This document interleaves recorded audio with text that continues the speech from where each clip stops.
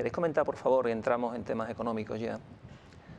Si uno de los motivos de la gran crisis económica que padecemos, entendido en este aspecto, del sistema neoliberal, es el anteponer el capital a costa del trabajo, es decir, que lleva a un incremento, hay una desviación muy clara de las rentas de capital, o sea, los ricos cada vez son más ricos y los pobres cada vez son más pobres. Yo decía antes, ¿cómo se ve quiénes son los culpables, quiénes son los que manejan? Bueno, se verá todo al cabo del poco tiempo. ¿Quién se beneficia, no? ¿Queréis comentar, por favor, ese desvío tan descomunal, tan descarado, a golpe de boletín oficial del Estado, del trasiego de rentas del trabajo capital y esa... Sí, hay unas gráficas que se ve muy claro, ¿no? O sea, si ves a lo largo del siglo XX y hasta ahora la distribución de la renta entre el 1, el 10% más rico y el resto, se ve como el pico de mayor desigualdad está antes del año 29 y antes de 2007. O sea que cuando más desigualdad ha habido es cuando la economía ha estallado y ha tenido las crisis más grandes. El porqué es casi de cajón, ¿no? Y me gusta explicarlo para que la gente lo oiga muy fácilmente con palabras de Henry Ford, ¿no? Que decía en sus memorias cuando le hicieron una huelga a sus trabajadores y les subió un montón el sueldo. Y él cuenta y dice, entonces los demás industriales y tal me decían, pero hombre, ¿cómo vas a tener beneficios con esos sueldos?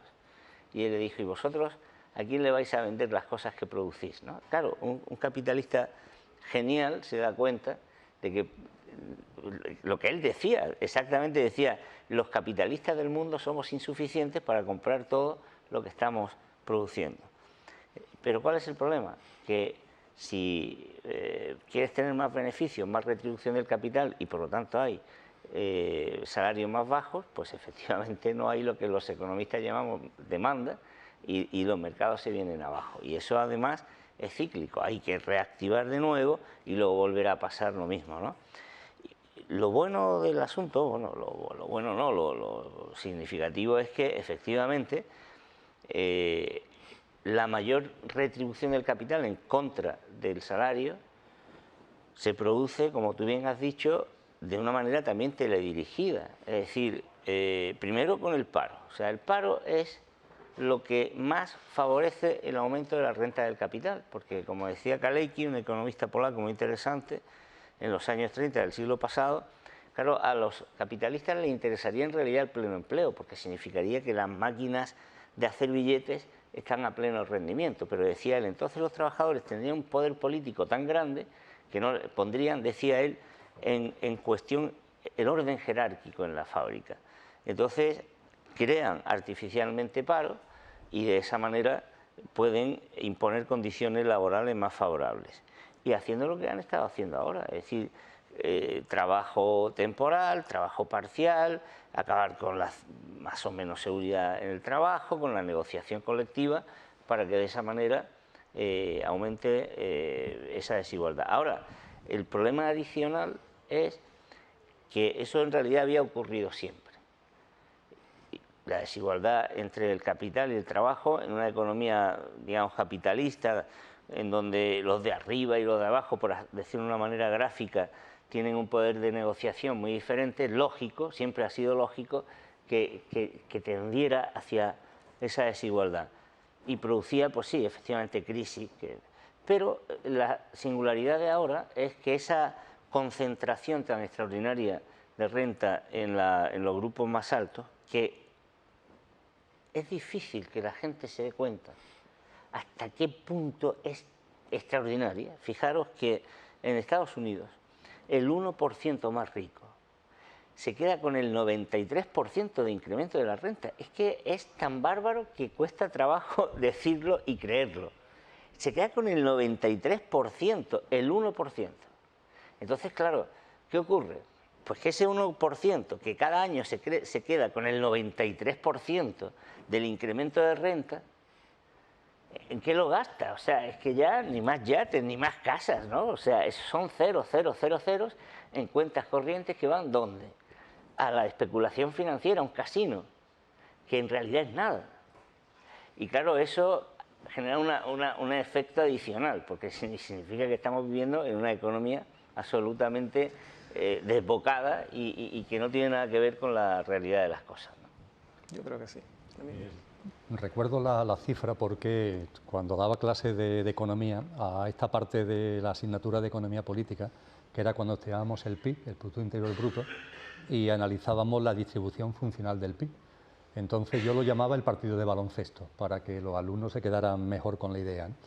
Tomando partido de baloncesto en el sentido de dos equipos, la renta del trabajo, la renta del capital. La distribución funcional del PIB tiene estos dos grandes elementos, la renta del trabajo, la renta del capital, y hay un tercer paquete, una especie de cajón desastre, que para no entretenernos lo saco de este análisis y que con los mismos efectos lo sacábamos de análisis en clase. Bien, aquí está la renta del trabajo, aquí está la renta del capital.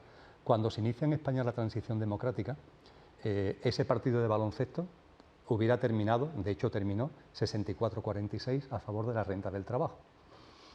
Yo soy más futbolero que dado al baloncesto, pero bueno, 64-46 ganar un partido con tranquilidad, y el del 46 lo han tenido muy bien controlado en defensa lo del 64, esa era la foto. En la medida en que se va analizando lo que ha venido aconteciendo, curiosamente, con la consolidación de lo que denominamos el sistema democrático, no ha parado, ha sido incesante, unas veces, como ha comentado Juan, más aceleradamente, otras veces menos, una mayor igualdad, una mayor igualdad, una mayor igualdad. Y ha sido en fecha muy reciente cuando ya de manera oficial el partido de baloncesto lo gana la renta del capital. Es decir, actualmente en España el partido de baloncesto, que la renta del trabajo ganaban antes 64-46, ahora es ganado por la renta del capital, ¿no? Claro, eso supone, estos no son datos teóricos, bueno, son datos teóricos, pero tienen efectos prácticos en la vida cotidiana de la gente, ¿no?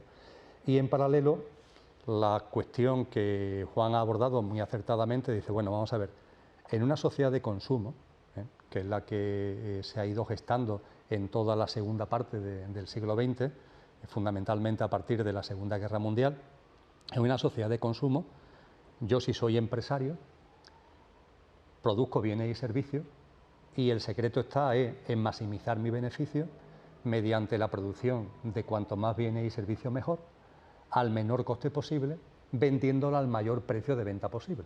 Punto. Y es ahí donde está la fuente de beneficio. ¿Qué es lo que ha ido ocurriendo? Que con el paso de los lustros, con las reconfiguraciones que ya hemos venido abordando en nuestras conversaciones, poco a poco, y fundamentalmente a partir de un momento concreto, que yo coincido con Juan, lo dijo en una intervención anterior, que tiene mucho que ver lo que ocurrió en torno a los años 70, porque ahí, por ejemplo, entre otras cosas, es cuando por primera vez el dinero pasa a ser puramente virtual. Creo recordar que fue en 1971 cuando el dólar declara no convertibilidad en oro. El 15 de agosto. El 15 de agosto del 71.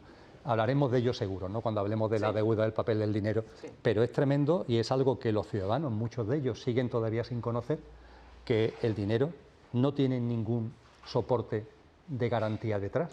La gente sigue creyendo que todavía ahí hay oro. Eso también sucede en los años 70. Entonces han ido ocurriendo una serie de transmutaciones muy potentes que finalmente han llevado a un momento, que es el que ha descrito Juan, en donde ¿cómo se gana dinero realmente? No produciendo bienes y servicios. Cuando se gana dinero produciendo bienes y servicios, yo sí necesito un consumidor con renta, con todas las limitaciones, que no tenga el poder, para que tú has explicado perfectamente, pero necesito un consumidor con renta, porque si no, ¿cómo voy a maximizar mi beneficio? Pero en el momento en el que la obtención del beneficio ya no está en la producción de bienes y servicios, en la venta de esos bienes y servicios, sino en la especulación pura y dura, ya me importa un bledo la renta de la gente, porque ahí no está mi fuente de beneficio. Y eso es lo que está ocurriendo.